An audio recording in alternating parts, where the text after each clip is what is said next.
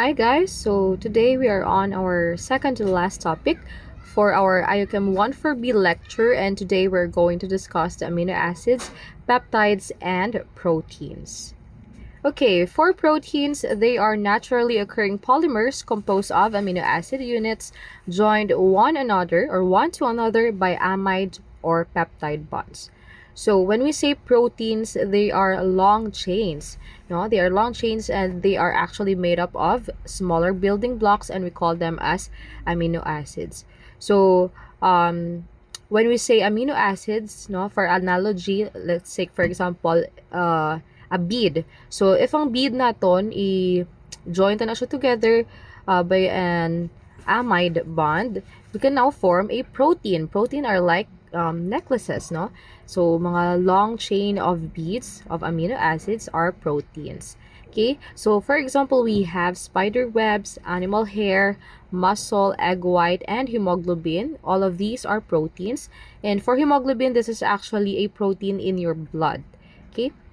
Next, we have peptides. When we say peptides, they are oligomers. So please take note, they are not polymers, but they are oligomers of amino acids that play important roles in many biological processes. So, kagina, no, as I have mentioned, kung ang proteins naton, if they are like necklaces and the amino acids are like beads, ang peptides na naman niya, it's much shorter compared to our proteins. So, kung sa analogy, no, haton peptides niya, they are like bracelets.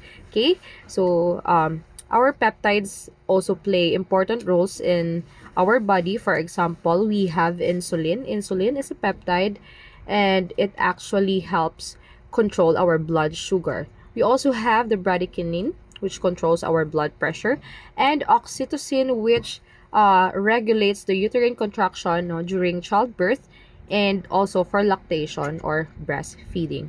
So proteins, peptides, and amino acids are essential to the structure, function, and reproduction of living matter.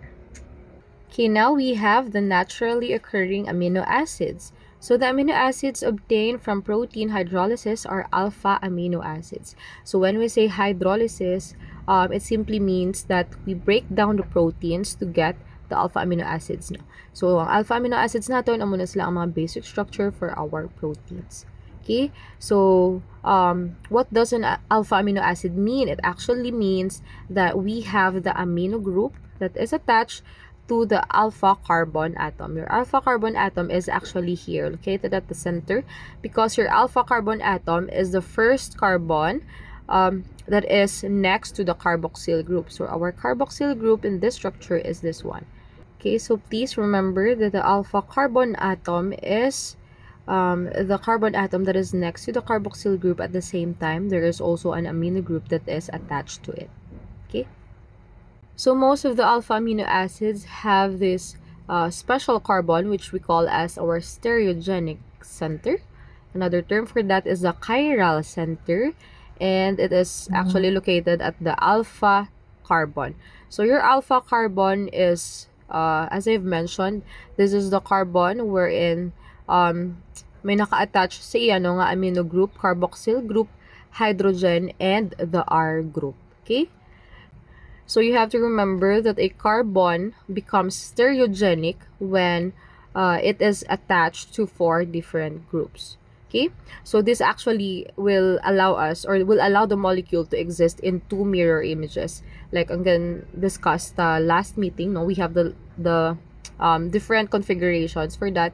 So these forms are actually optically active, meaning they can rotate the plane polarized light. So in our text here, there is also an exception for that. We have the glycine. Okay, so the glycine is an exception because the R group in glycine is actually hydrogen. So instead of the alpha carbon being attached to the 4 different functional groups, the alpha carbon in glycine is actually attached to 2 hydrogen atoms. At the same time, it has amino group and the carboxyl group. Therefore, because of the R group being a hydrogen, the alpha carbon does not have 4 different groups. Therefore, aton nga glycine, no, it is not considered as chiral, or it is not optically active.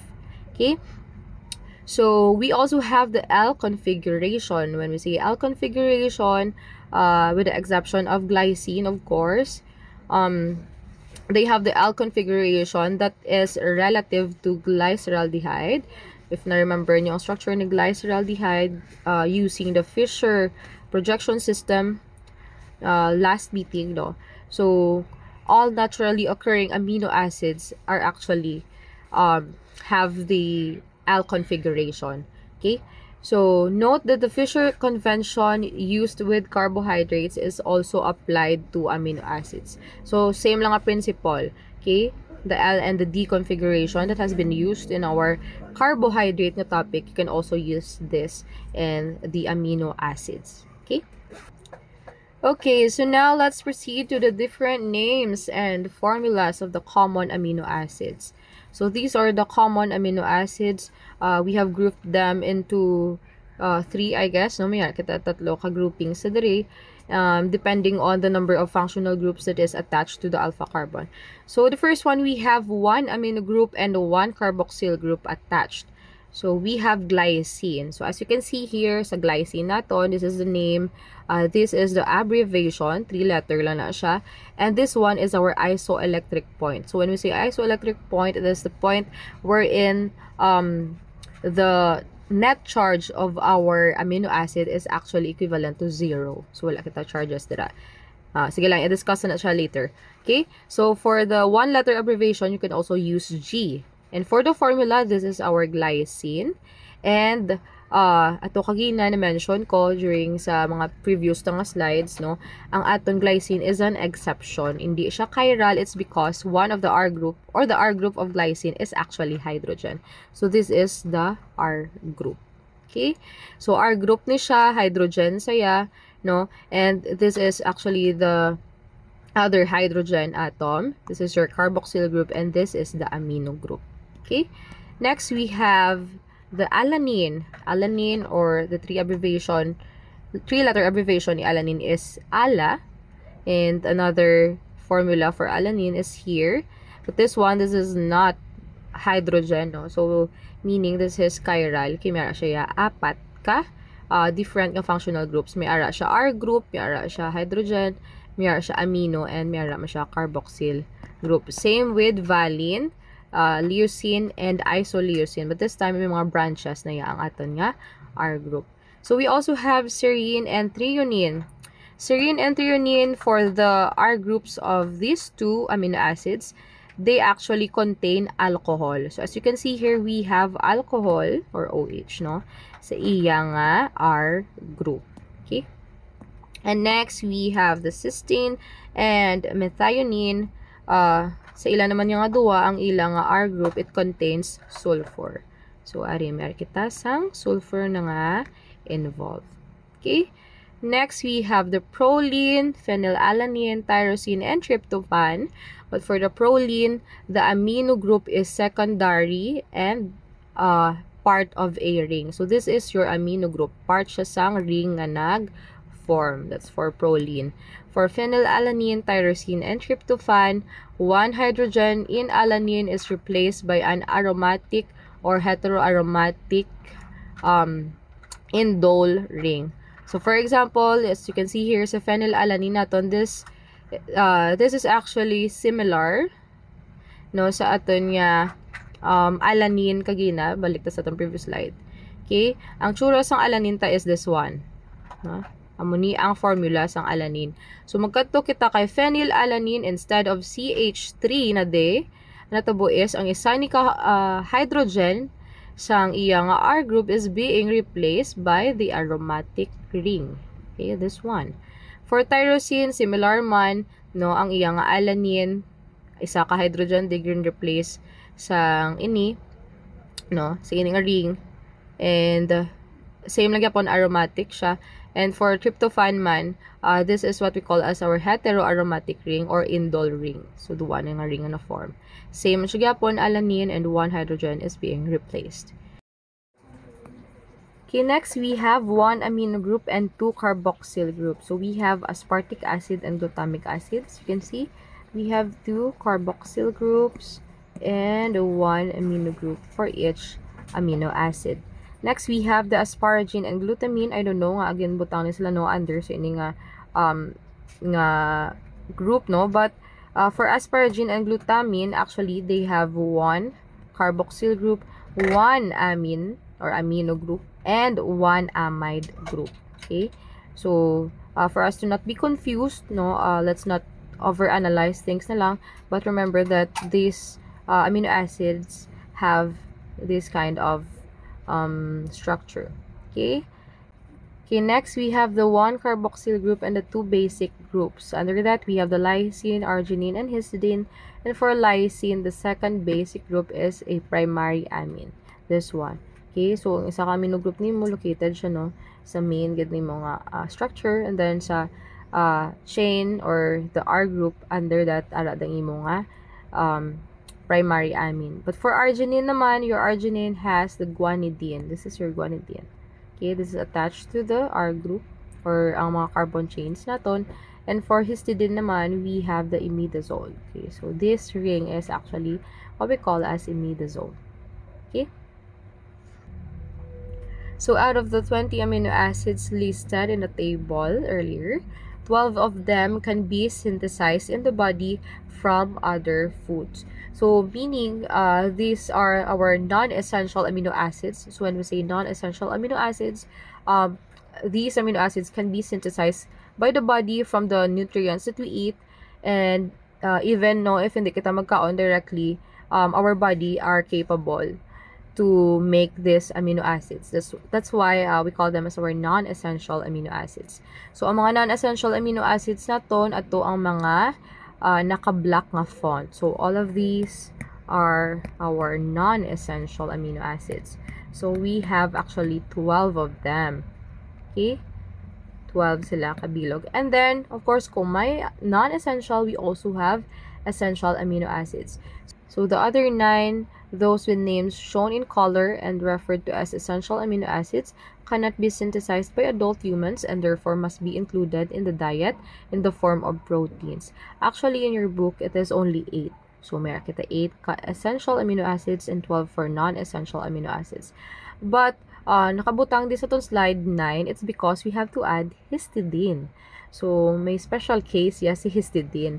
So, sa mga bata, mga infants, no, and children, their body could not synthesize enough histidine to support the rapid growth, no, and to support the normal needs sa ilang alawas. So they must obtain it from their diet. That is why it is considered as an essential amino acid for children and infants. But for adults, ang adults siya hindi maka-synthesize enough histidine to meet the normal needs. So that is why kina considered siya as non-essential amino acid for adults.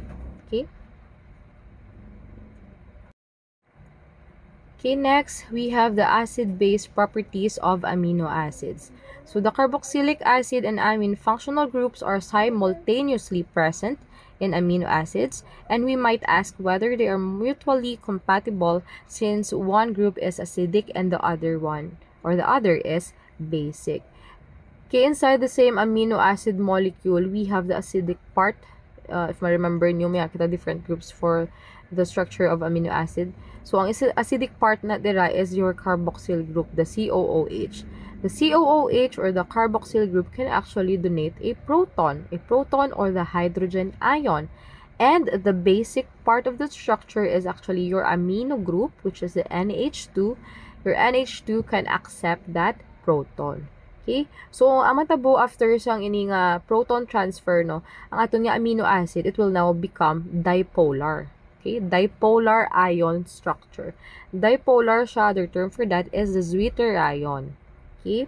So, it means that this molecule or this amino acid has both a positive and a negative charge at the same time. But if you're going to take a look sa ilang charge, overall, no, ang inang molecule is neutral. Okay? Both may positive siya and negative charge. So, in this case, the zwitterion, we have the positive charge na amine group. Naging positive siya kay nag-accept siya sa hydrogen. And this is your carboxyl group. Negative siya kay nag-donate siya sa hydrogen. Okay?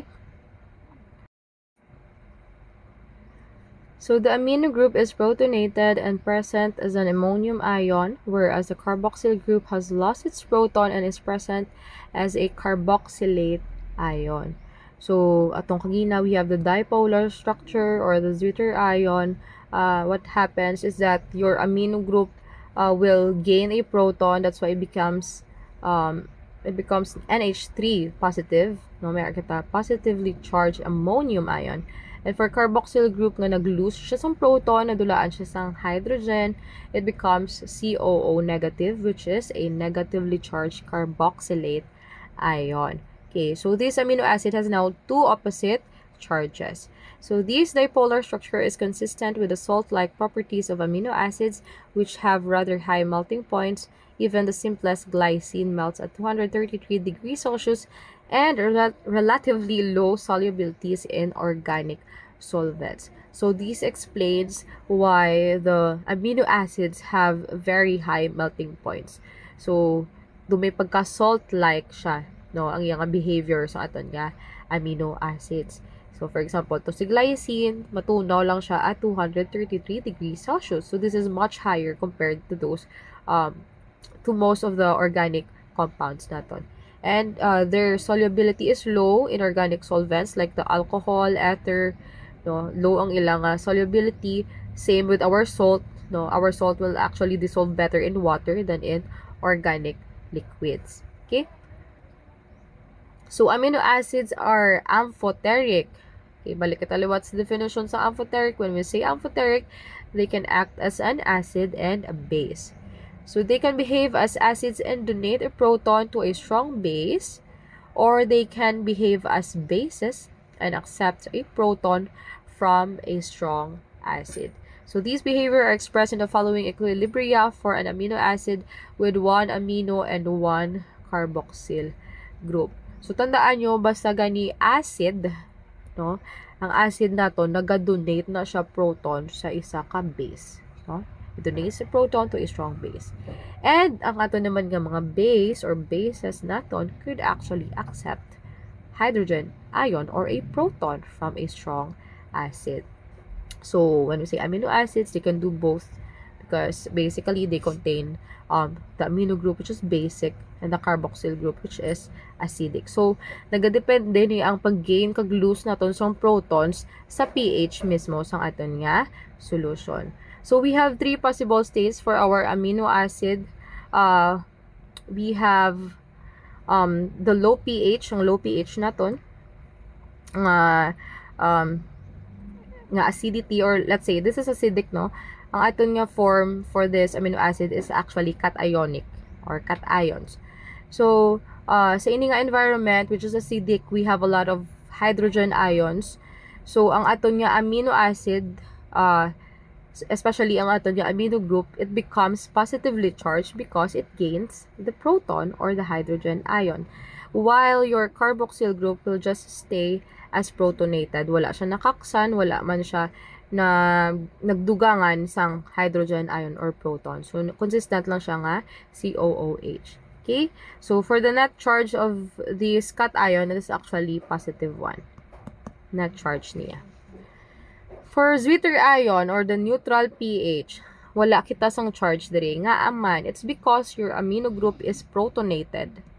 This one protonated siya, it has a positive charge, but for carboxyl group instead of COOH, nakaksan kita sang proton or hydrogen ion, therefore may kita negative charge. Now the opposite charges will repel, or let's say will cancel out each other. So therefore the net charge for zwitter ion is 0. And for the anion in basic environment, no, anion high pH. So this is negatively charged. It's because in our solution we have only a few hydrogen ions. So our NH3 kagina diri nabuinan siya sang proton, nagimo na lang siya balik sa amino group nga NH2, and your COO, instead of going back to carboxyl group nga COOH, it remains deprotonated, no, negatively charged man siya gyapon. Therefore the net charge for this anion is negative 1. Okay, kaginaya, positive 1. Dapat positive 1. Okay. So we also have the acid-base properties of amino acids with more than one acidic or basic groups. For example, we have the aspartic and the glutamic acid. If you're going to take a look at the table in our previous slides, just the number 14 and 15, no, amino acid, they have 2 carboxyl groups and 1 amino group. Okay, so in strong acid or at low pH, all 3 of these groups are in their acidic form or protonated. And as the pH is raised and the solution becomes more basic, each group in succession gives up a proton. Okay, so for example, let's take a look at the aspartic acid. We have different charges for this. And let's focus first on our zither ion. At the pH of 2.8, we have a 0 net charge. It's because ang aton nga duwa ka carboxyl group, no? This is your first carboxyl group and the second carboxyl group. One of them is actually deprotonated, and the amino group here is protonated. Therefore, may kita negative and positive charge. So, ga-cancel out sila together, no? Kay opposite ilang nga charges. Therefore, you will have a 0 nga net charge. So, as the pH decreases, and in this case, we have less than 2 nga pH, the 2 carboxyl groups remains protonated. Okay? So, yapon sa COOH nga form. But the amino group here is also protonated. So, it gains an extra hydrogen ion, so it makes it positively charged. Therefore, the charge in this structure of aspartic acid, no, ara siya sa acidic niya nga pH, we have 1 plus na charge or positive 1. Okay, for our next structure, this one, our pH is more basic. Ara nakita sa 7 yung pH. What happens is our 2 carboxyl groups instead of COOH, nadulaan na sila sang ilang hydrogen ion. So, kung mabalik kita sa zither ion, isa lang sa ila ang nakaksan sang hydrogen ion, but pagkataas, no, sa aton yung pH, kalabot diri, no, duwa na ka-carboxyl groups ang na-deprotonated. But your amino group remains protonated, therefore, we have 1 positive charge, kag duwa ka negative nga charge. So, kung i-combine mo na siya all together, you will have a negative 1 na charge. And sa much basic pagid nga pH, no, all of them becomes deprotonated. So instead of NH3+, nadulaan na siya charge kaya nakaksan siya sang isa ka hydrogen, and your 2 carboxyl groups also becomes deprotonated. So instead of COOH, naging COO negative na lang. Therefore, the charge in this aspartic acid is negative 2 or 2 minus. Okay? Okay, so the situation differs for amino acids with 2 basic groups and only 1 carboxyl group. We have the different entries for that, the 18, 19, and 20 amino acids in the table 17.1, and one of those is lysine. So, basi ma-confuse ka mo guys, no, ang gingamit sining PowerPoint is different from our book. Actually, you have to remember that in our lysine, we have 1 carboxyl group. This is your 1 carboxyl group and 2 basic groups ang aton nga NH3. So you have to take note that each of these groups have their own pKa's. No, magsiling kita pKa. I just want to emphasize this one. When we say pKa, this is actually the measure of the acid strength. Okay, but when we say pH, pH is the measure of the hydrogen ion in our solution. So, in the case of our lysine, your COOH here actually has a pKa of 2.18. Ang sa book is 2.18, but for our example, sa itong PPT, this is 2.17. However, remember lang, basta gani, carboxyl group, ang typical, lagi niya pKa is around 2. Okay? Ang aton nga next nga basic group, no, we have the NH3 that is attached to our alpha carbon. This one has the pKa of 8.95. Okay, 8.95. But in this case, nakabutang is 9.04, but it's okay. And for the next basic group, which is here located just sa aton nga carbon chain, this is actually 10.5. In your book, it is written as 10.53. Okay, though similar lang siya, no? 10.5 or 10.53. But in this case naman we have 12.48. So, sige lang. You have to take note that as your pH or your pH is lower than your pKa or your pK, right here, kung mas nubo ang pH naton, it becomes more acidic. What happens is that all of the groups here becomes protonated. So in this case, okay, erase na nita na ha. Sa ini nga structure, ang aton nga carboxyl group remains as a COOH, wala siya nakaksan hydrogen ion. So intact lang siya nga COOH, ang aton nga carboxyl group, and the two basic groups becomes protonated. So nag-gain sila sang hydrogen ion. So instead of NH2, it becomes NH3 positive. So we have charges na. So ang natabo is aton nga net charge for this structure is 2 positive or plus 2 in this first nga structure. Now, if your pH the pH increases above the 2.17 or 2.18 nga pKa, which is the pKa of our carboxyl group, what happens is that this group will now become deprotonated. So if you're going to take a look at the second structure, your two basic groups remained protonated, wala sila nag-change, no? Ang nag-change lang gid is your carboxyl group. Since this is now above the 2.17 or 2.18 yung pKa, no, nag-increase ito ng pH. So, na-deprotonated siya. Nakaksan siya sa iyang hydrogen ion. Now, it has a negative charge. So, since we have 3 charges, we have 2 positives and 1 negative, all in all, the net charge for this structure is positive 1 or 1 plus. Next, if nag-increase pa gid nung atong pKa, if nag-increase pa gid atong yung pH at above 9.04, or itong kaginang na-mention ko, ang pKa sang aton first nga basic group is, according sa book natin, it's 8.95, no? But, if you're going to, sundon tani, no? Ang ini nga structure, or ini nga example, if it is higher than the 9.04, what happens is that your first nga basic group will now become deprotonated. So, instead of NH3 positive, nagimo na lang siya NH2. So, instead of having the positive charge, no, naging nakaksan siya sang charge. Okay? So, what we have right now in this structure, we only have a negative charge for this carboxyl group and a positive charge for this basic group or the NH3 positive. So, all in all, no, may kita isa ka negative and isa ka positive, they will cancel out each other. Therefore, the charge for this structure is 0. And then next, we have this structure. So, if the pKa is above 12.48, sa ining nga example, in your book, it's 10.53.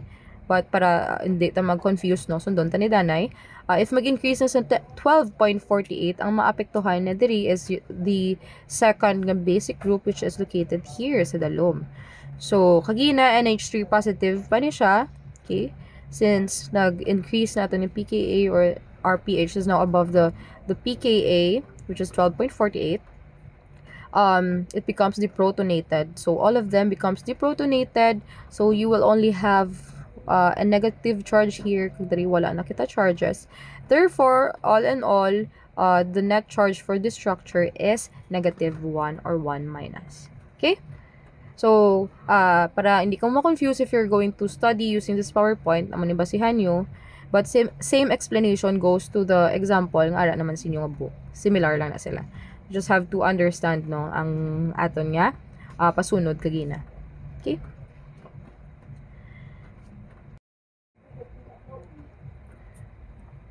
Okay, next we have electrophoresis. Electrophoresis is an important method for separating amino acids that takes advantage of these charge differences. So, as we have seen lately sa atong example, ang charge sa aton nga amino acid, no, nagadepende na sa pH man sang aton nga environment. So in a typical electrophoresis experiment, a mixture of amino acids is placed on a solid support, for example, paper, and the support is bathed in an aqueous solution at a controlled pH. So we have the mixture of amino acids, no, i-place na siya sa solid support. You can use paper or gel. And for example, if you're going to use the paper, it will be soaked or bathed in a solution with a controlled pH. So next, we have the electrical field. Electrical field is then applied across the paper. So, ang isa ka side sa inang paper, you will have a positively charged anode, and on the other side, you have the negatively charged cathode. So, the amino acids that are positively charged at the pH, or at that pH, migrate toward the negatively charged cathode, and amino acids that are negatively charged migrate toward the positively charged anode. So, the migration ceases when the electrical field is turned off. So, tandaan nyo that opposite charges attracts. Therefore, kung ang amino acid naton may ara siya positive charge, it will move toward the negative cathode. And kung negative charge ang amino acid, it will move towards the positive anode. And kung neutral, of course, they will not move.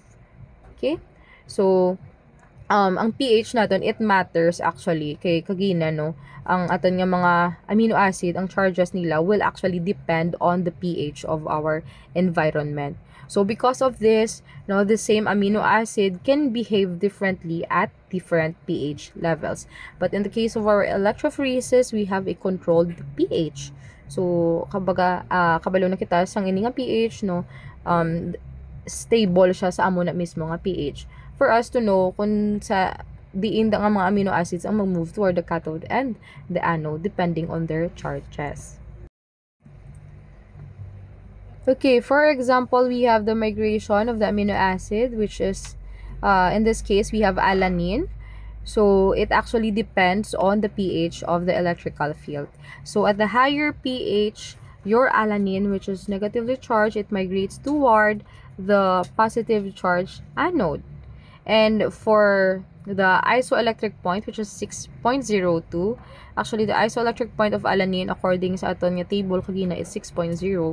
Okay, so in this point, if ang pH natin is 6.02, your alanine will not migrate. Okay, kasi alanine natin neutral. So at low pH, your alanine is positively charged, therefore it will migrate toward the negatively charged cathode. Okay, so this is how the electrophoresis work, no? Nagadepend siya sa pH natin nga aton nga field. At the same time, no, naga-vary ang pag-migrate sa aton mga amino acids depending on their charges as well. So this is just an example of how electrophoresis work. Okay, and because most amino acids do not have exactly the same charge at a given pH, mixtures of amino acids can be separated by electrophoresis because the components migrate toward the anode or cathode at different rates. So remember guys, nga aton nga amino acids may mga different kita nga charges at a given pH tungod sa mga differences man no sa ilang side chains, and some of them are actually acidic or more acidic, and some are more basic. So this means that even if we will use the same solution, each amino acid will carry a slightly different net charge. So kung i-applyan ta na sa electric field, ang ini nga mga amino acid will actually move toward the anode or the cathode at different speed. So this will allow the mixture to be separated into individual components. Okay, so electrophoresis is also used to separate peptides and proteins because they behave much like their building blocks, which are the amino acids, at a given pH. So peptides and proteins, no, since they are all your peptides and proteins are also made of amino acids, so meaning they can also carry charges depending sa ilang pH. So same lang sa amino acids na to, they can actually migrate differently in an electric field. Okay, so amo ka powerful lang aton nga electrophoresis, no, para ma-analyze ang mga complex nga mixtures ng proteins or peptides no sa laboratory. Okay? So for the reactions of amino acids, in addition to their acidic and basic behavior, amino acids undergo other reactions typical of carboxylic acids or amines. For example, the carboxyl group can be esterified. So in the case of the Fischer esterification of alanine, this one is alanine combined with ethanol in the presence of our catalyst, which is HCl, and you will have this product. So when we say esterification, ang atong na ginatapikan is the carboxyl group. Next, we also have the amino group that can be acylated to an amide. So this is actually glycine. And your glycine, ang gin-add natin sa iya is the acetic anhydride. This one is an acetic anhydride, no? Tandaan tayo, for acylation, ang ginatapikan is the amino group and not the carboxyl group. So the amino group of the glycine will attach or will attack one of the the carbonyl carbons of the acetic anhydride to form the amide bond. Okay, so this is our product, the N-acetylglycine.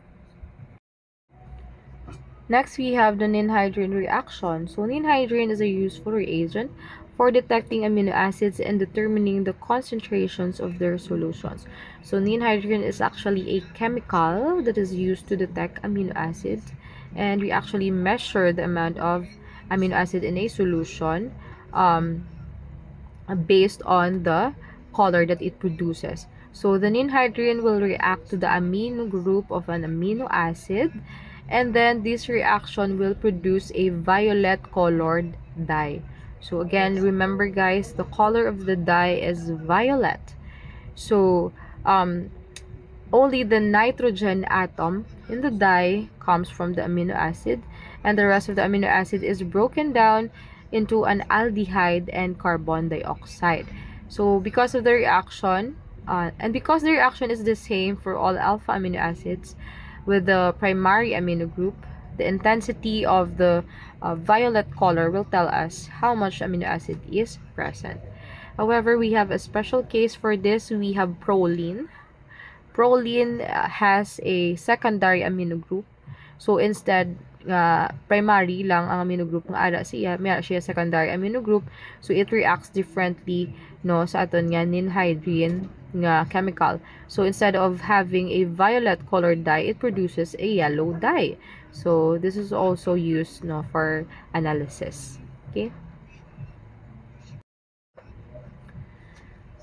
Next, let's proceed to the peptides. So, na-mention tani si peptide kagina sa beginning it's sa atin nga topic.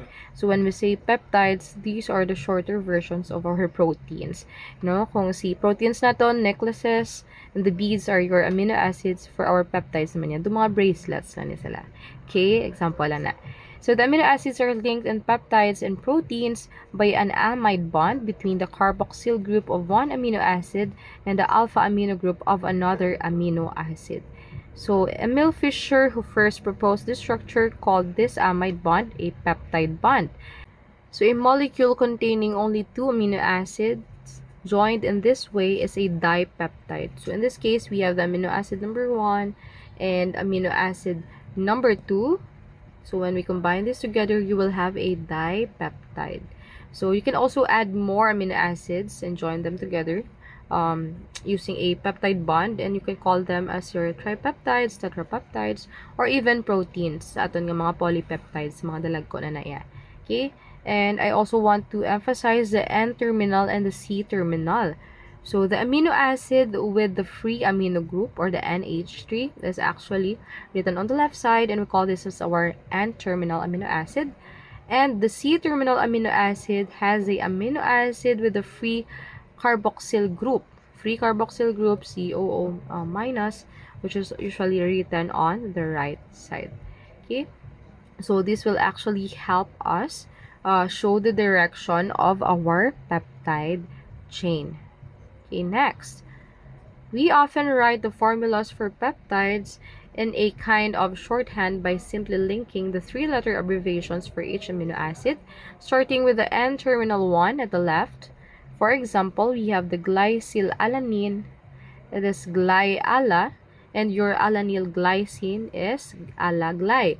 So, this is actually used by the chemists, no, para maging easier na lang sa ila ang mag-write ng peptide. So, they will use the 3-letter abbreviations for our amino acids, and you have to start with the N-terminal amino acid.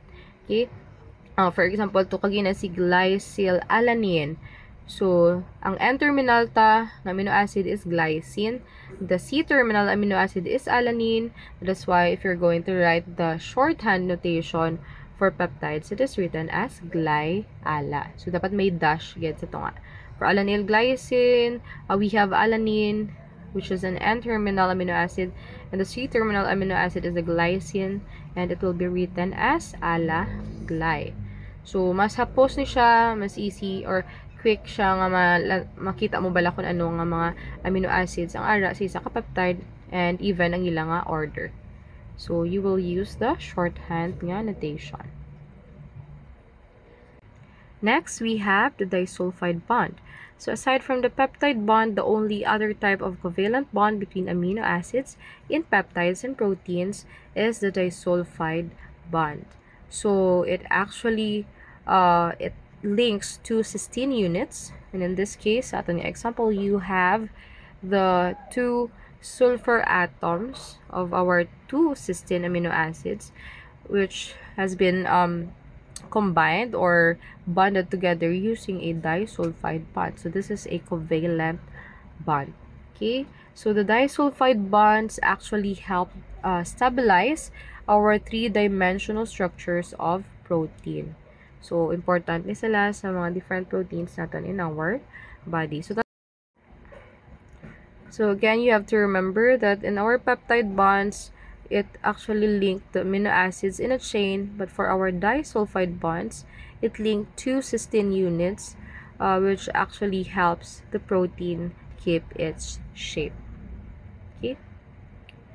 So if the 2 cysteine units are in a different part of the same chain of a peptide or protein, a disulfide bond between them will form a loop or a ring. Basta gani, ara siya sa isa lang ka chain or the same na chain, ang ating nga duwa ka cysteine units, it will fold or it will form into a loop or a large ring.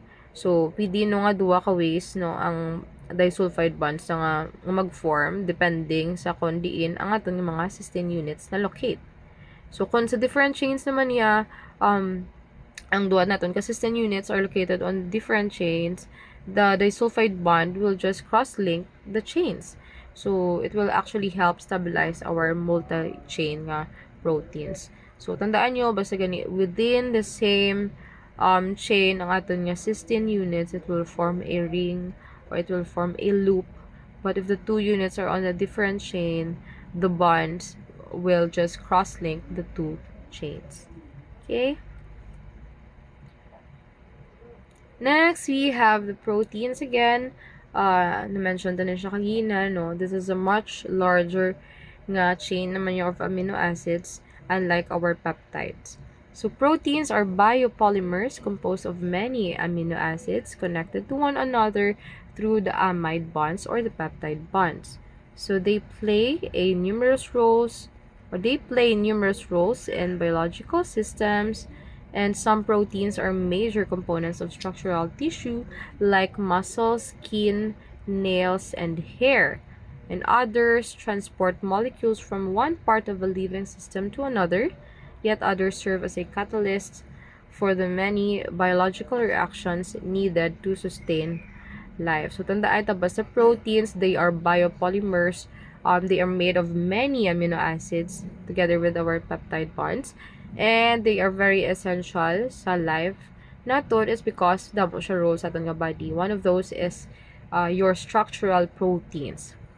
So when I say structural proteins, it actually give support and shape sa aton nga tissue, like sa aton nga muscle, no, sa skin, even your nails and your hair.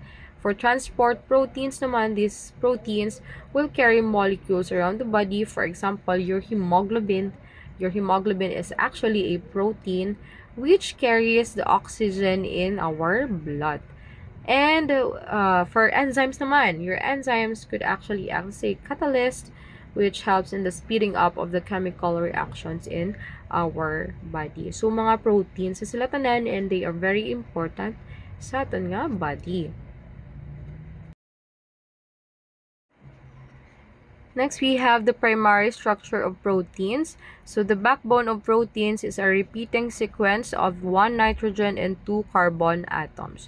So, amo ni sila ang mga ginahamba ko kagina nga beads. Kung sa beads ang aton nga mga amino acids, it will form a long chain or a necklace, no? Kung necklace ni, and we call them as our proteins kitungod laba siya nga chain. So, your amino acids, each of them contains a alpha carbon, may kita carboxyl group, amino group, R group, and hydrogen. And if you're going to take a look at the backbone of the proteins, which is these are all your amino acids no again combined together, may kita repeating units of nitrogen and 2 carbon atoms. So sulit-sulit na nitrogen, carbon, carbon, nitrogen, carbon, carbon. So sequence lang ni siya. However, you have to remember that each circle nga ini, this is a single amino acid. Okay? So, tanandaan nyo man ang aton nga structure for our amino acid kung ano to ang 4 functional groups nga naka-attach sa aton nga alpha carbon. Okay, another example of our primary structure of protein. So, we have the amino end, and kada isa ni sila, these are your amino acid subunits. So, we only use a 3-letter no nga naming sa aton nga amino acid para mas easy kag of course shorthand lang ang notation. Okay, so we're done with the primary structure of our proteins, which is chain, long chain lang siya. But for our secondary structure of proteins, this contains also a long chain of amino acids that are strung together, and one might think that their shapes are rather amorphous or floppy and ill-defined. However, this is not true. This is incorrect. It's because many of the proteins have been isolated in pure crystalline form and are polymers with well-defined shapes. Indeed, even in solution, the shapes seem to be quite regular. So, it is not floppy or shapeless. No, the proteins are actually it can be isolated as pure crystals. So may agad sila shape ni ilagit. So even kung i-dissolve mo siya sa water, it can actually maintain its regular or organized nga structure. Okay, that's the secondary structure of our proteins. We have the alpha helix and the beta pleated sheet. So muning ang mga structure under secondary no structure sa ating proteins. So the X-ray crystallographic studies of the alpha keratin, which is a structural protein present in hair, wool, horns, and nails, showed that some features of the structure repeats itself every 5.4 angstrom. So ang angstrom natin, this is actually a unit of length. This is equal to 10 to the power of negative 10 meters or 0.1 nanometer. Okay, so Linus Pauling, he proposed that the polypeptide chain coils about itself in a spiral manner to form alpha helix and held rigid by intra-chain hydrogen bonds, and the alpha helix, as it is called, is right-handed and has a pitch of 5.4 angstrom or 3.6 amino acid units. So if you're going to take a look at the structure of our alpha helix, this is your alpha helix. No, ano yung shape. Okay, so we have the amino terminus and the carboxyl terminus, no, located on the opposite ng mga sides ng ating chain. The gray ones are your carbon. Ang puti, ang mga mga hydrogen. Red for oxygen. Nitrogen is blue, and the R group is purple or violet. So, amo na sila ang tsura sang aton nga alpha helix, and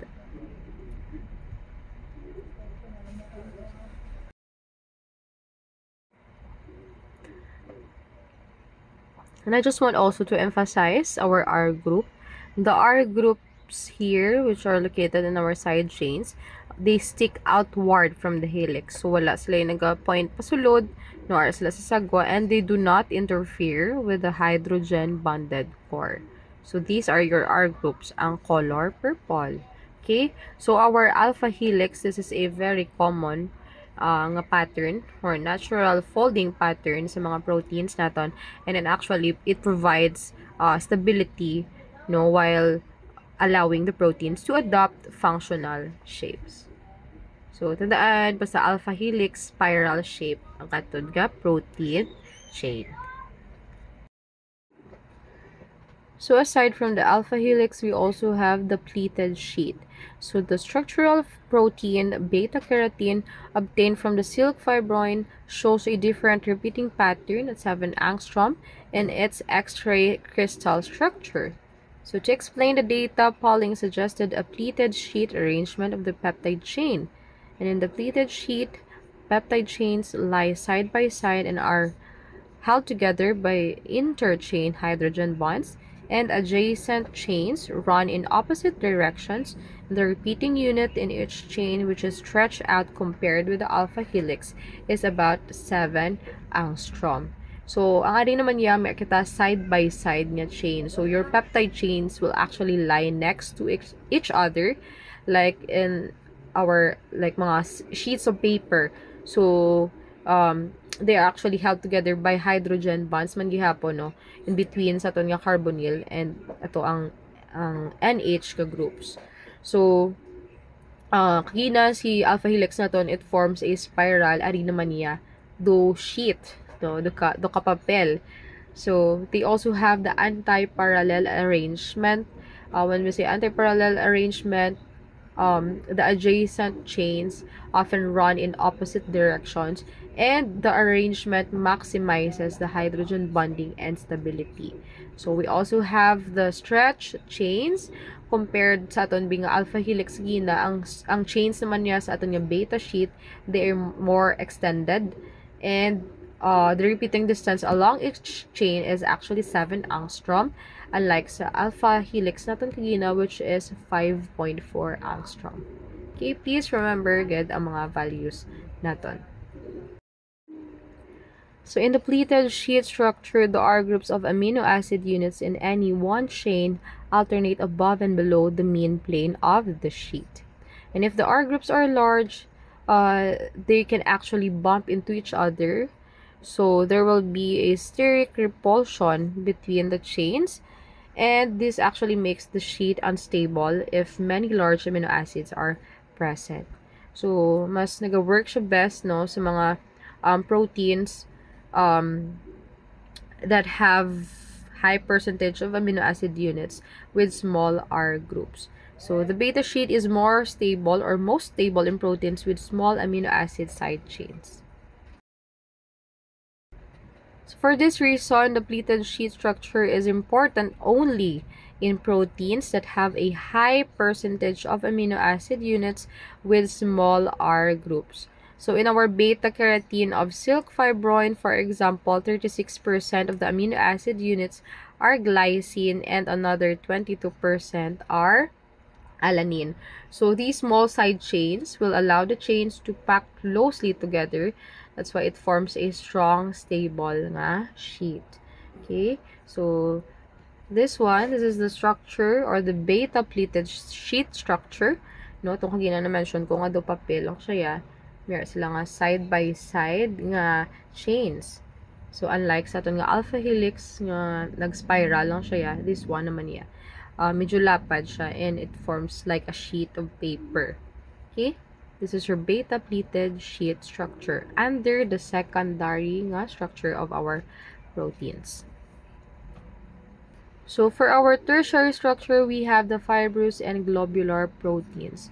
So, ato yung mga proteins, no, pwede sila nga made up lang sila of the same building blocks, atong mga amino acids naton, and yet, they can form materials with different properties. So, for example, sa mga horse hooves, no, these are rigid.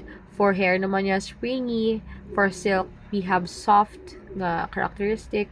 For our egg white, this is slippery.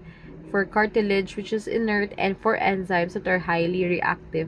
So this actually lies in the tertiary structure of the proteins. Okay, so the key lies mainly in the amino acid makeup itself. So far, we have focused on the protein backbone and its shape. But what about the diverse R groups of the various amino acids? How do they affect protein structure? So, we have different R groups that will interact with each other in many ways. We have the hydrogen bonds. It could be an interaction, no, or ionic interaction. We also have the hydrophobic interaction and the disulfide bonds. So these kind of interactions will actually cause the proteins to fold into a unique 3D shape. Okay, so this will now determine the physical properties and the biological functions of our proteins. So, natandaan nyo ba sa tertiary, meron na kita mga 3D shapes, and the side chains or the R groups will decide how the chain will fold and interact to form the tertiary structure. So the folding will now give us, or give the proteins the strength, flexibility, and the reactivity as well. Okay. So some amino acids have non-polar R groups and simple alkyl or aromatic groups. Others have highly polar R groups with carboxylate or ammonium ions and hydroxyl or other polar groups. And still others have flat, rigid, aromatic rings that may have interact in specific ways. So different R groups affect the gross properties of the proteins. So pwede na nga aton nga amino acids, may mga different types of side chains kita or R groups. And this will actually play a big role sa 3D shape kag sa properties ng aton nga protein. So when we say non-polar R groups, mga simple ani nga alkyl groups, or it could be an aromatic ring, these are actually hydrophobic. So they tend to cluster inside the protein, which is away from the water. And for the polar R groups naman, they contain OH, NH3 positive, the COO negative, ito wala ang mga amino and carboxyl nga groups, and other polar groups as well. So they are hydrophilic and they will interact with water or form hydrogen or ionic bonds. And for the rigid aromatic rings naman, they are actually flat, stiff na classes ng structure, and they can stack or interact in specific ways, which also helps stabilize the protein shape. Okay, so because of this mixture sa mga lain-lain nga R groups naton, it will determine ang shape, kag solubility, flexibility, and even ang function sa aton nga proteins. That is why may mga proteins kita nga non-polar, and they are usually globular. Okay, proteins with many non-polar residues inside are usually globular, and the proteins with long stretches of non-polar residues can actually form fibrous or strong structures like silk or hair. So proteins generally fall into one of the two main classes. We have the fibrous or globular. So when we say fibrous proteins, these proteins are actually long, tough, and structural, and they are also water insoluble. So it makes them ideal for support and protection in the body. So we have three main types of fibrous proteins. They fall into three general categories. We have the keratins, collagens, and silk. So when we say keratins, they are found in our skin, hair, claws, and nails, and they provide strength and protection. For collagens naman, we can find collagens in the cartilage, tendons, and blood vessels, and it gives them the flexibility and the tensile strength. And for silks naman, or the fibroin, makita na sa spider webs and even sa silkworm, cocoons. And they also provide a strong and yet flexible fibers. So these are the three categories for our fibrous proteins. Okay, next we have the keratins and the collagen. They have the helical structures, mainly helical sila, no? May mga alpha helices sila. So it provides stretch and flexibility of these keratins and collagen. But for silks naman, they have a beta pleated sheet structure, and they provide the strength also and the flexibility for our silks. So a large fraction of the R groups attached to these frameworks are non-polar. So if they are non-polar, they repel water. Okay, so it makes these proteins water insoluble. So for example, we have hair. So hair is actually made of keratin. So we have 3 alpha helices that are braided together to form a rope, and these helices are held together by disulfide bonds or disulfide cross links. And these ropes, they are packed side by side in bundles, and ultimately they will form the hair fiber. So the alpha keratin of more rigid structures, such as nails and claws, is similar to that of hair, except that there is a higher percentage of cysteine amino acid units in the polypeptide chain. So as we have mentioned earlier, ang hair made up of keratin man siya, and it is flexible because it has some disulfide bonds. But for our nails and claws, mas tiga siya rigid iya structure. It's because their keratin has more cysteine amino acids. So this means we have more disulfide crosslinks, and more crosslinks makes it firmer and less flexible structure. So tandaan ta nga ang backbone structure naton sa mga proteins, especially those that are rigid and insoluble, they have the alpha helices or the beta pleated sheets, which gives them the strength and shape. And non-polar R groups will cluster away from water, which gives our protein the characteristic of being insoluble sa tubig, no? And your disulfide crosslinks, which stabilizes and stiffen our proteins.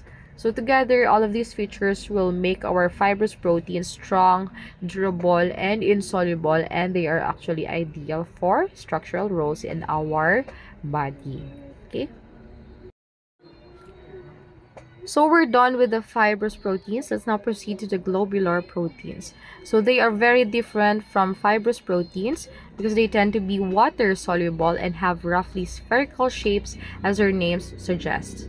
Instead of being structural, globular proteins perform various other biological functions. It could be enzyme, hormones, transport proteins, or storage proteins. So when we say enzymes, they actually act as a biological catalysts.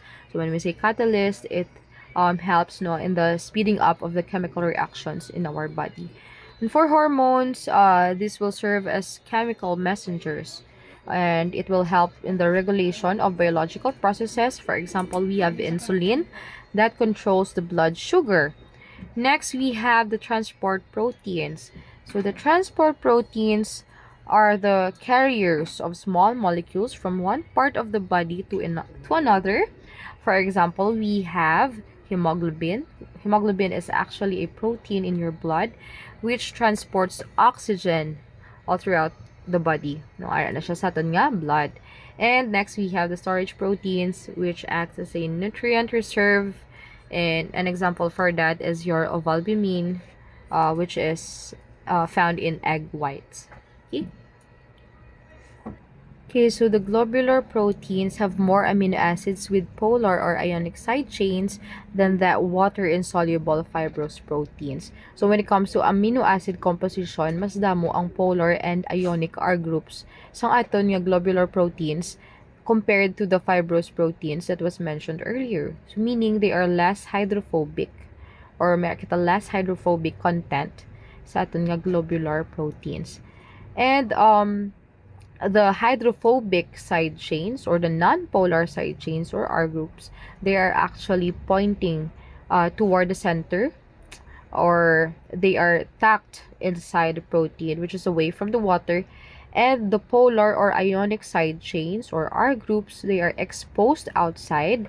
So ang amo naman niya nga mga ionic R groups, no, since they are exposed outside, they interact with water. So this kind of arrangement actually helps the protein to stay soluble and stable in an aqueous environment.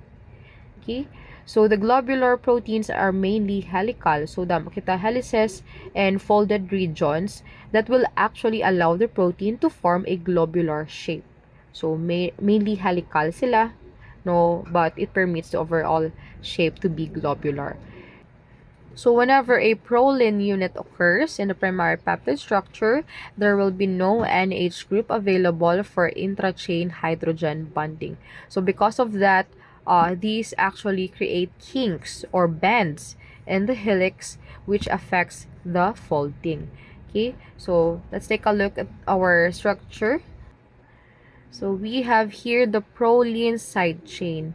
So basta gani may proline nga side chain nga sa aton nga primary peptide structure, it will form a kink or bend sa aton nga helix. So this is your proline kink. Okay? So doon nagpilo siya, nagbend siya. So this is an example of our proline side chain. Next, we have the myoglobin. So this is the oxygen transport protein of muscle, and it is a good example of a globular protein. It contains 153 amino acid units, yet it is extremely compact with very little empty space in its interior. So this is somehow similar to our hemoglobin, but hemoglobin is located in your blood and myoglobin is located in our muscle. So same lang sila no nga nagatransport sang oxygen. Okay, approximately 75% of the amino acid units in myoglobin are part of the 8 right-handed alpha helical sections. So the interior of myoglobin consists almost entirely of non-polar R groups. We have the leucine, valine, phenylalanine, and methionine. And the only interior polar groups are the 2 histidines. So please remember what are the non-polar R groups and the 2 polar groups that are in the interior composition of our hemoglobin. Okay, so when we say non-polar interior, these are the hydrophobic core, which stabilizes the protein. For the polar residues in the surface of our protein naman, this will interact with water, which keeps our protein soluble. And the helices and turns will allow the side chain to fold into a compact functional shape. So these perform a necessary function at the active site of the protein, where the non-protein portion, a molecule of the porphyrin heme, binds the oxygen. So in our active site sang aton nga myoglobin, may a non-protein portion, we call that as heme. Okay? So the heme is actually a porphyrin molecule. Your heme will bind to the oxygen and it will allow our myoglobin to store and transport oxygen in muscles. Okay, so we also have certain amino acids in our protein that will help position and stabilize the heme and making the binding site functional. So the outer surface of the protein includes many highly polar amino acid residues like the lysine, arginine, glutamic acid, and etc. So these are the polar amino acids located in the outside surface of our protein. So these amino acids will actually interact with water, so it keeps our myoglobin soluble in aqueous environment of the cell. Okay, so to summarize this section, we see that the particular amino acid content of a peptide or protein influences its shape. So these interactions are mainly a consequence of disulfide bonds and of the polarity or non-polarity of the R groups, their shape, and their ability to form hydrogen bonds. So when we say tertiary structure, it is the overall 3D shape of the protein. So this is actually determined by the different factors like our disulfide bonds, hydrophobic and hydrophilic interactions, R group shapes, and your hydrogen bonding. And lastly, we have the quaternary protein structure. So some high molecular weight proteins exist as aggregates of several subunits, and these aggregates are referred to as the quaternary structure of the protein. So the aggregation helps to keep the nonpolar portions of the protein surface from being exposed to the aqueous cellular environment. So it actually hides the nonpolar parts from water. So for example, we have hemoglobin. Hemoglobin is an oxygen transport protein of your RBCs or red cells, which provides us an example of such aggregation. So it consists of four almost spherical units. We have two alpha units with 141 amino acids and two beta units with 146 amino acids. And these units or four subunits will form a tetrahedral arrangement. So they will work together to carry the oxygen efficiently. So as I've mentioned, your hemoglobin is also an oxygen transport protein similar with your myoglobin, but your myoglobin is under the tertiary protein structure and hemoglobin is under the quaternary protein structure, but both of them carries oxygen. Myoglobin is for muscles, hemoglobin is for blood, okay, or located in the blood rather. Okay, so this is the structure of our hemoglobin. As you can see, we have the alpha chains and the beta chains. Okay.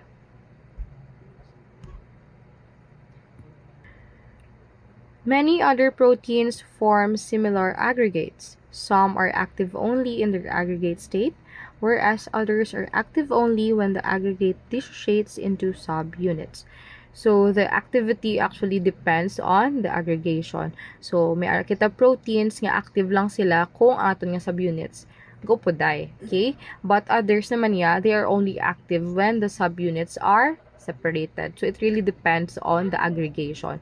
So the aggregation will actually provide a control mechanism over protein function, and the protein can actually switch on and off depending on whether it's aggregated or dissociated.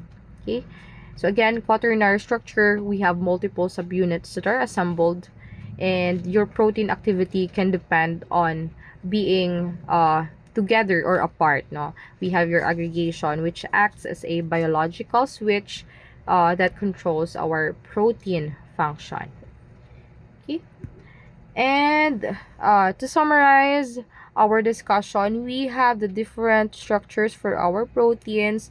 Always remember that we have the primary, secondary, tertiary, and quaternary protein structure.